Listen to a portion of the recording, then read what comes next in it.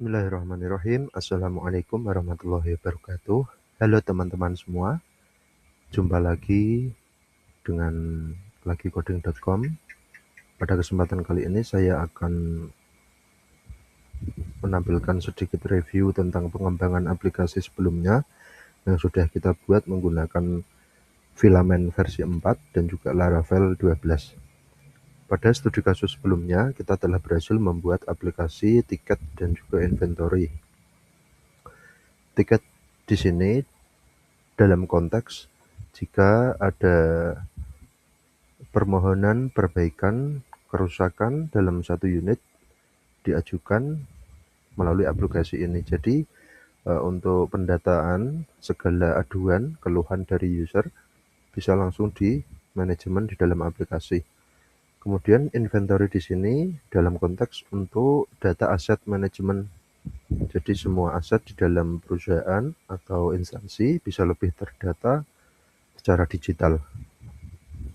Pada pengembangan kali ini, kita menambahkan dua fitur baru, yakni dengan adanya purchase request dan juga purchase order. Jadi sifatnya dalam konteks pengadaan ya. Jadi jika ada satu unit user menginginkan barang tertentu, dia tidak perlu melakukan permohonan dalam bentuk manual dalam tulis kertas, tapi bisa diajukan melalui sistem.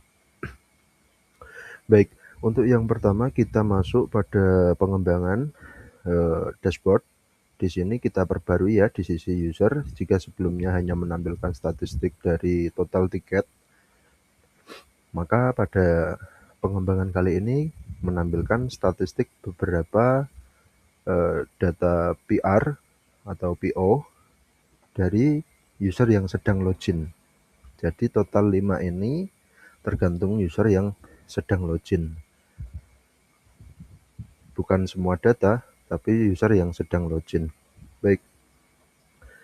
Di sini ada penambahan total PR saya.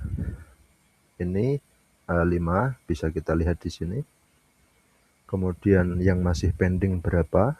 Total PO, purchase order, dan juga PO yang statusnya masih pending. Kita masuk pada pengembangan fitur yang pertama, yakni purchase request. Jadi di dalam purchase request ini, data yang ditampilkan berdasarkan user yang sedang login. Jadi bukan global ya, agar meminimalisir tercampurnya purchase request dari masing-masing user. Pada tampilan daftar purchase-nya, di sini ada nomor pengajuan, ini tergenerate secara otomatis. Status global di sini, status keseluruhan. Kemudian ada approval dari manajer terkait, HRD, kemudian keuangan, yang terakhir pihak logistik. Untuk masing-masing statusnya juga bisa ditampilkan di dalam list ini ya. Jadi user bisa mengetahui pengembangan sampai mana purchase request itu di-approve. Baik, sebagai bahan contoh, di sini saya akan melakukan purchase request baru dengan cara klik create purchase request. Oh ya, sebelumnya banyak yang mengeluhkan jika menggunakan filament dalam tahap development, dalam tanda kutip masih lokal, banyak yang mengeluh tentang kendala lemot gitu. Jadi di dalam officialnya, tepatnya di dalam versi 4, di situ ada satu tips yang bisa teman-teman praktekkan agar dalam development lokal itu bisa lebih optimis atau lebih cepat gitu ya. Optimizing local development. Yang pertama kita disuruh mengaktifkan obches. Ini bisa kita konfigurasi melalui php.ini. Dalam konteks ini saya menggunakan Laragon. Untuk caranya bisa dengan cara klik kanan, php, kemudian php.ini. Kemudian kita cari ekstensi yang bernama ini.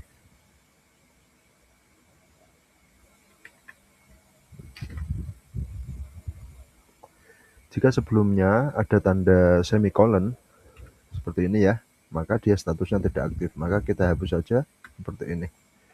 Gitu. Jadi lalu di save. Langkah yang kedua dengan cara membuat icon untuk enable mengaktifkan proses caching. Nah, kita bisa menjalankan perintah ini di dalam terminal, tentunya di dalam directory project aplikasi kita. Seperti ini ya. Nanti akan muncul notif seperti ini. Baik, kita lanjutkan lagi. Kita contoh buat satu purchase request. Nomor pengajuan di sini disable ya, karena nanti akan tergenerate by system. Alasan pengadaan, misalnya kebutuhan unit. Kemudian pada daftar barang, kita bisa memasukkan nama, speknya, jumlah, satuannya apa, perkiraan harga satuannya berapa, gambarnya, dan juga link referensi. Jadi ini untuk memudahkan bagian unit logistik ya, ketika mau hendak order gitu, biar sesuai dengan apa yang kita inginkan. Kemudian pada kolom sebelah kanan, di sini ada satu select option yang berisi daftar manajer. Misalnya dalam satu perusahaan ada beberapa manajer, nah kita bisa assign pengadaan ini kita tujukan ke manajer siapa, begitu.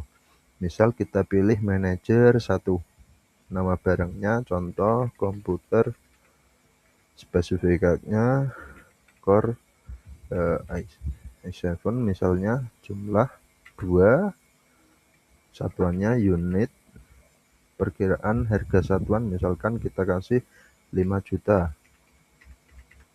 Contoh gambarnya bisa kita sesuaikan seperti ini, misalnya link referensi, misalnya PC Core i7, misalnya ini ya.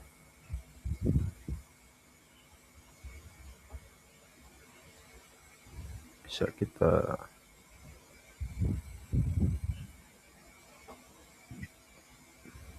misalkan ini ya, kita masukkan ke link referensi. Di sini bisa multiple ya, bukan cuma satu barang. Misalkan kita tambah lagi, nanti akan muncul satu form yang sama seperti yang di atas. Nama barang, RAM, spesifikasi 8GB, DDR4, jumlahnya 4, satuannya PCS, mungkin harga satuan 300.000. Contohnya seperti ini, RAM 8GB DDR4.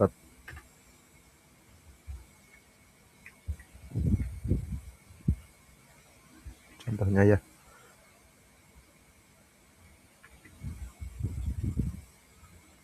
Kita tambah satu lagi, nama barang, SSD, spesifikasi 500GB, jumlah 2, satuan, harga satuan 500.000.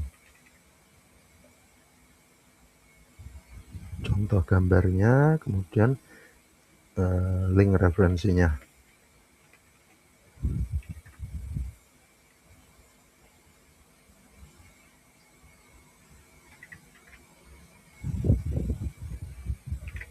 Oke, jika sudah, kita lakukan create.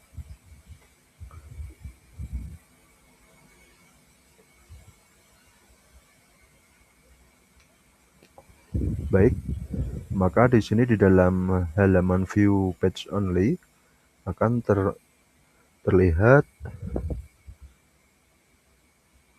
pengajuan yang baru saja kita submit.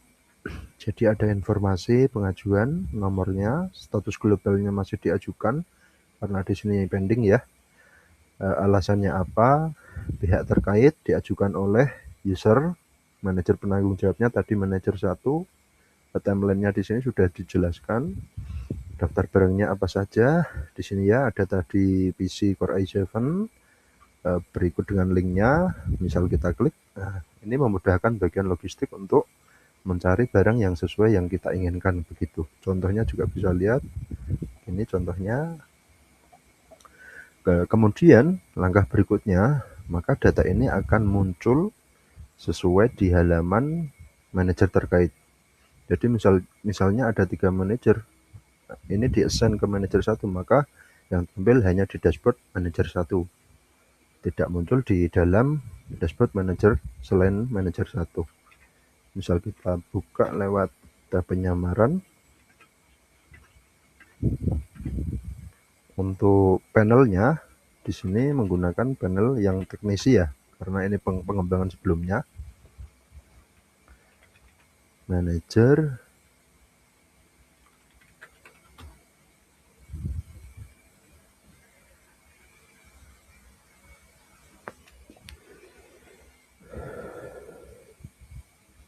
kemudian kita masuk ke purchase request. Tadi yang berapa tadi nomornya? 260101004 ini ya. Kita bisa lihat dulu dengan cara klik view. Kemudian tampilannya seperti tadi di dalam user. Untuk approvalnya kita bisa langsung klik edit.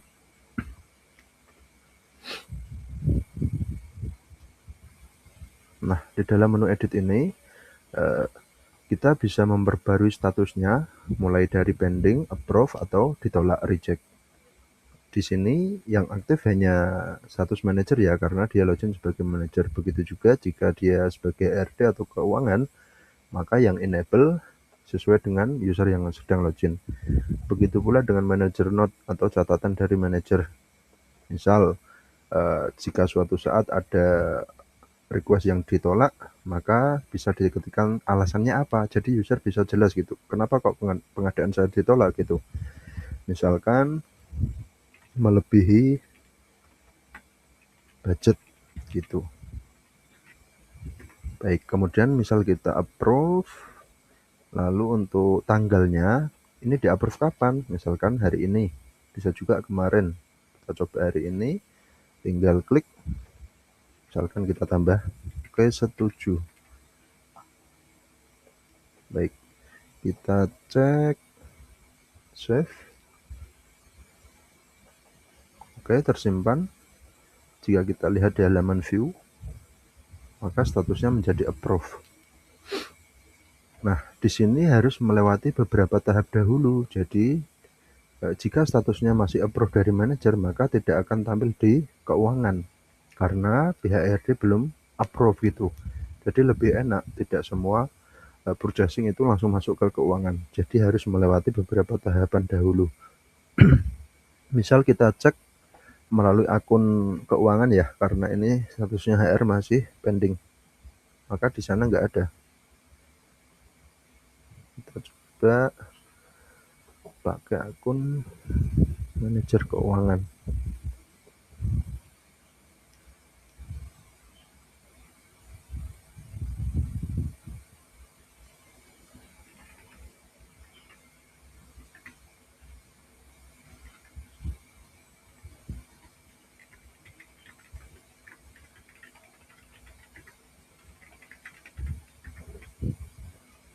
Saya lupa usernya, bentar ya. Untuk user manajernya, oh iya benar. Kita masuk. Kita cek di purchase request. Nah, maka di sini tidak ada ya PR yang tadi baru di approve oleh manajer. Tadi dari reload. Nah, ini masih approve manager di PR ini. Kita cari, tidak ada ya. Karena belum di ACC oleh HR. Misal kita login sebagai HR.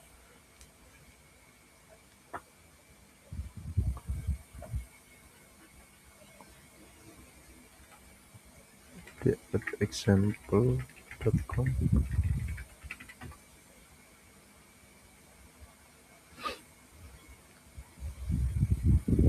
Masuk ke purchase request.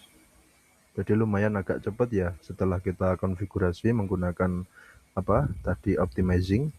Saya rasakan memang sedikit beda. Ini sangat bermanfaat. Nanti bisa teman-teman praktekkan. Kemudian kita coba lihat yang ini ya tadi. Ini statusnya catatan dari manajer setuju.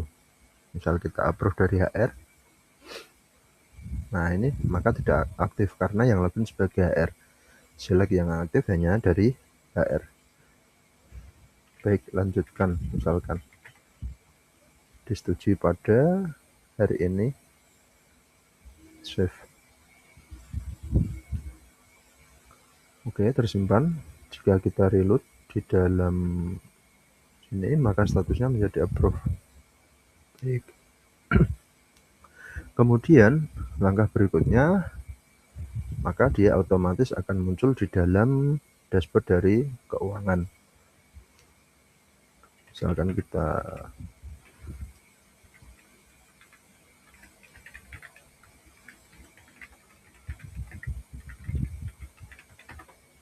masuk, nanti dia akan muncul.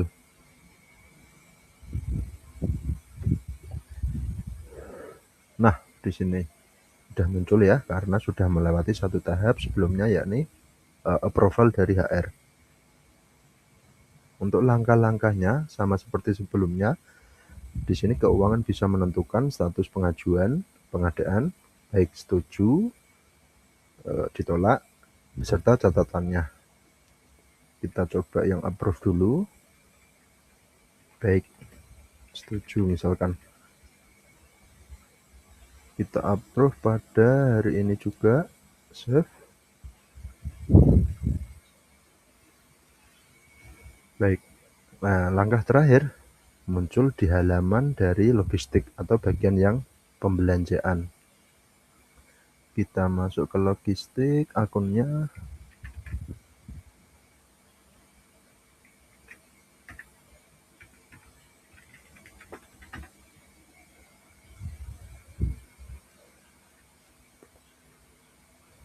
Masuk ke purchase request. Nah, kemudian ini bisa langsung klik proses logistik dan juga view. Nah, untuk di sini yang membedakan ada button khusus bagi logistik. Di sini ada satu button export untuk penarikan data gitu. Kita coba lakukan export. Kemudian klik export. Maka dia akan berjalan.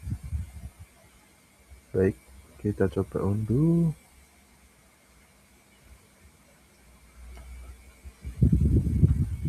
Oh, ada error. Sebentar. Kita coba masuk ke Laravel log. Kita cari errornya. Oh, ini zip arsip. Ini tidak ditemukan. Berarti kita harus mengaktifkan ekstensi.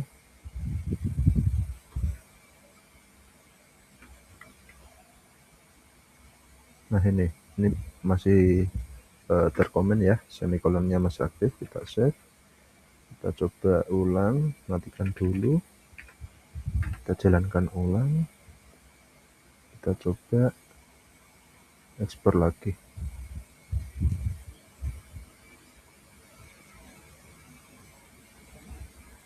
Coba ekspor. Apakah berhasil? Baik. Oke. Kita download coba. Oh, nice, berhasil ya. Jadi memang harus diaktifkan dahulu ekstensi dari extension zip tadi. Kita coba buka melalui Excel. Seperti apa laporannya? Maka akan muncul seperti ini. Jadi ada nomor pengajuan, itemsnya apa saja ini. Nah, bisa kelihatan ya. Nah, baik. Kita lanjutkan. Untuk langkah approvalnya masih sama seperti tadi. Logistik bisa klik halaman view atau langsung button di proses ini. Bisa langsung klik edit. Kemudian menjadi diproses. Diproses berarti kan sudah mulai proses tuju dan proses pembelian barang. Kemudian save. Ini bermasalah. Kita coba masuk dari sini.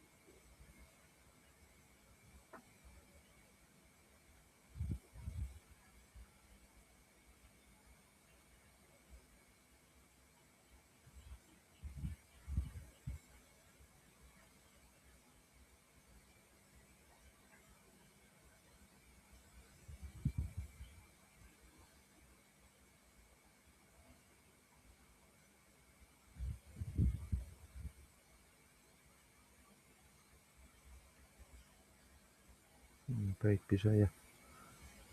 Kita coba lihat buka melalui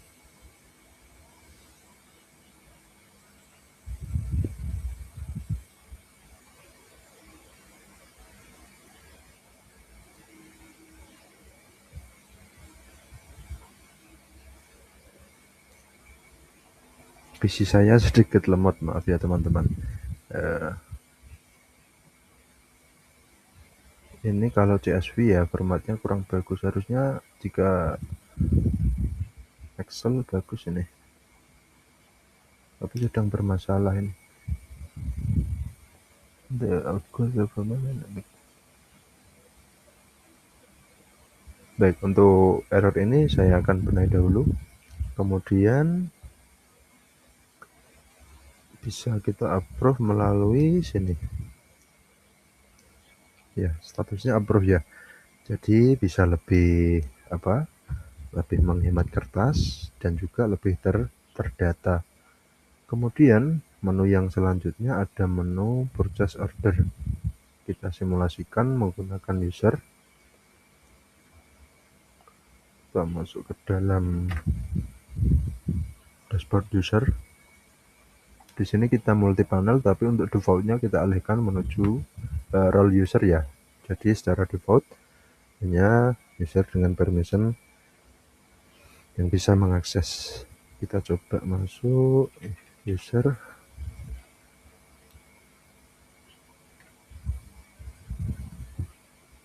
Yang menjadi pembeda di purchase order di sini, role-nya bukan lagi logistik tapi direktur ya. Jadi yang mengetahui untuk purchase order direktur. Untuk langkah-langkahnya sama dengan purchase request, dia harus melewati dari manajer, HRD, kemudian keuangan, yang terakhir adalah direktur. Begitu. Tampilannya juga sama, bisa kita lihat ya. Jadi seperti ini. Baik, mungkin itu teman-teman yang bisa sedikit saya sampaikan. Untuk lebih kompleksnya nanti bisa teman-teman kembangkan sendiri yang lebih baik. Di sini kami hanya memberikan sedikit gambaran aplikasi pengadaan sederhana menggunakan Laravel 12 dan juga Filament versi 4. Semoga bermanfaat. Semua kesalahan mohon maaf yang sebesar-besarnya. Wabillahi taufiq wal hidayah. Wassalamualaikum warahmatullahi wabarakatuh.